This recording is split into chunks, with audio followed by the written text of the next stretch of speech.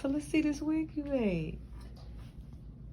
See this wig you done made. Yeah, the wig I made. I said you made. Yoli. Ooh. Look at her. I'm looking. Period. Period.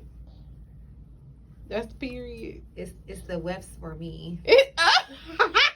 You what I say? All right. So this is your first time making a wig. And first time touching the sewing machine. Okay. First time touching the sewing machine. So tell me, how do you feel right now? I'm excited. Okay. I feel confident.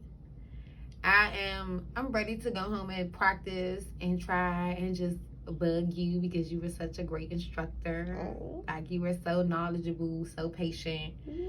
Your directions were so clear. Like, you did a great job modeling, which I think is most important when teaching somebody something. So I had a great time in class, and you have a great personality. So it was very enjoyable and fun. Thank you.